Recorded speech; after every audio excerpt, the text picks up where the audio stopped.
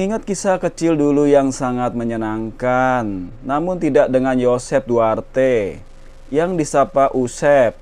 Ia punya fantasinya sendiri dengan kesendiriannya di sekolah. Beberapa tahun kemudian, di sekolah menengah atas, dia diledek teman-teman karena menyendiri. Dari kejauhan ia nampak mengamati bodi-bodi cewek teman sekolahnya di situ. Fantasi berulang pun terjadi saat ia sendiri. Ada naluri kotor yang merasuki pikirannya. Hingga ada kesempatan pergi ke ruang ganti wanita. Di situ ada pakaian-pakaian teman cewek yang sengaja ditinggal. Bergegas ia ambil satu persatu barang dan pakaian dalam temannya tersebut. Namun itu nggak berlangsung mulus. Hingga Usep dipukuli. Lalu dibawa ke ruang BP.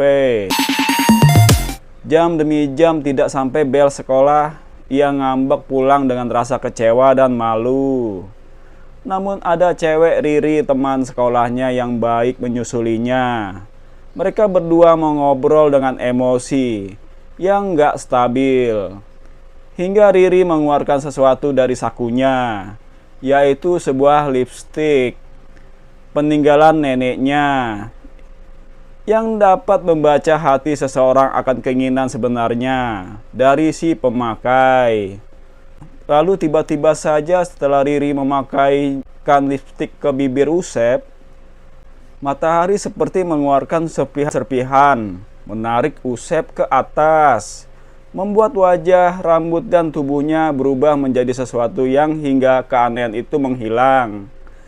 Nampak sosok perempuan berdiri di kamar mandi, terjerembab terkunci dari luar.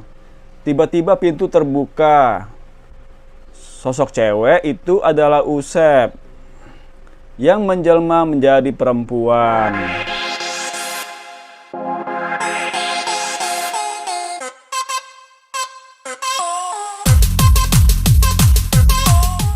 Setelah menyadari dirinya, Usep pun menangis. Ia nggak menyangka tubuhnya berubah. Setelah beberapa menit berlalu, cewek jelmaan Usep dipanggil dari luar rumah. Ternyata ayah dari si cewek tersebut.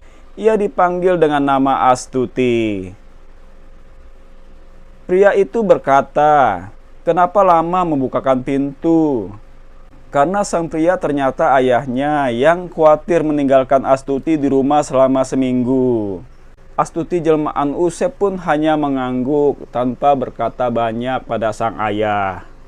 Menemukan Astuti palsu jelmaan Usep yang menampak labil. Awal baru untuk Astuti dengan ayah baru. Setelah pindah ke rumah baru, Astuti berangkat sekolah dengan berdandan layaknya wanita.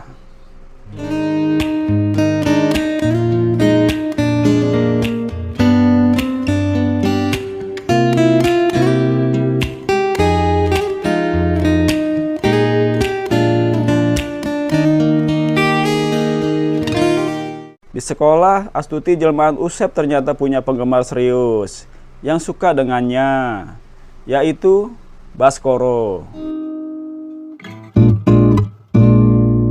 Yang nggak henti-henti nyatakan cinta kepada Astuti. Namun dia nggak tahu bahwa Astuti di hadapannya adalah jelmaan laki-laki. Waktu berlalu, Astuti minta surat pengunduran diri dan memutuskan homeschooling.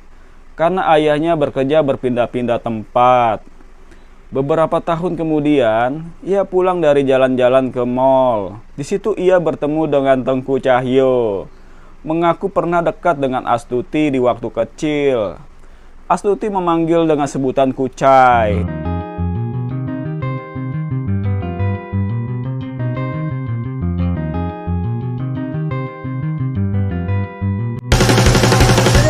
Dan mengajak pulang bareng. Dipikir Kucai ini orang baik, Astuti ikut bersama Tengku Cahyo alias Kucai.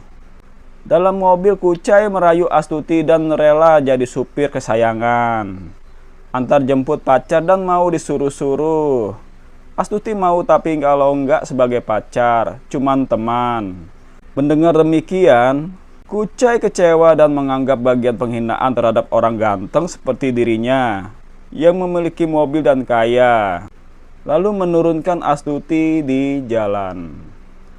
Hari berlalu, Astuti nongkrong di warteg dekat rumah, menikmati es kebo dengan sedotan.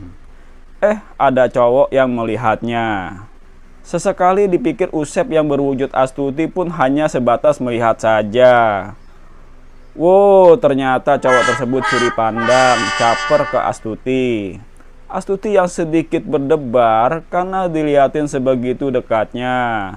Jadi jijik dan gak nyaman. Esokan hari Astuti pergi dengan kamera kesayangannya guna mau bagi-bagi amplop dan berfoto di sunatan massal. Malah gak ada, batal dan diadakan di tempat lain. Saat di perjalanan ia bertemu dengan Baskoro, cowok yang dulu mengejarnya di waktu sekolah. Buat Astuti jadi teringat terus. Baskoro yang dulu kerempeng kini jadi cowok maco, seperti atlet tolak peluru. Beberapa hari berlalu, Astuti memesan ojek online. Karena buru-buru dan ojeknya sudah sampai di pintu kantornya, dia bertemu lagi dengan Baskoro yang berprofesi sebagai tukang ojek.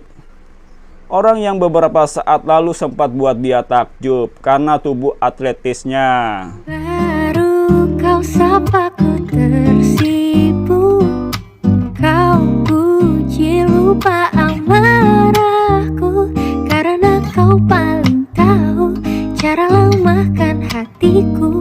Walau tak ada yang pasti, yang kau beri hanya mimpi. Setelah keduanya berangkat di perjalanan, Astuti digoda terus oleh Baskoro, fans fanatik Astuti, sampai gagal fokus. Berkendara ngebut sampai lupa injek rem. Sepatu putih menghiasi kaki si nona, celana jeans menemani penampilannya. Acuh tapi bersahaja, serasi dipandang mata. Back. Yeah boy. Beberapa waktu selalu saja bertemu lagi dengan Baskoro yang rupanya bikin Astuti teriang-iang terus akan pertemuan keduanya. Karena udah nyimpen nomor saat teleponan ojek, Baskoro rupanya ngajak ketemuan. Astuti bingung padahal ia cowok. Mungkin saja nggak lama lagi kembali ke wujud aslinya Usep. Akan kenyataannya nggak bisa dibohongi. Tubuhnya mendorong ia buat nekat ketemuan dengan Baskoro, yang buat ia berhasrat untuk menemuinya. Yang akhirnya mereka makan bakso lalu jalan-jalan ke taman. Dan timbul rasa nyaman yang dirasakan oleh Astuti jelmaan Usep. Berulang kali bahkan sampai keduanya berpikir dunia milik mereka berdua. Au au au au au. Astuti yang sangat mengantuk, namun pas sadar Astuti terbangun di pagi hari. Dikarenakan bunyi telepon, merasa ada yang aneh terjadi kepadanya. Dan melihat ke sekeliling, Baskoro tidak berada di tempat itu. Buat Astuti menyesal dan syok bukan main. Dirinya dibuat jadi wanita sungguhan dengan laki-laki yang tidak bertanggung jawab. Dan cerita pun tamat.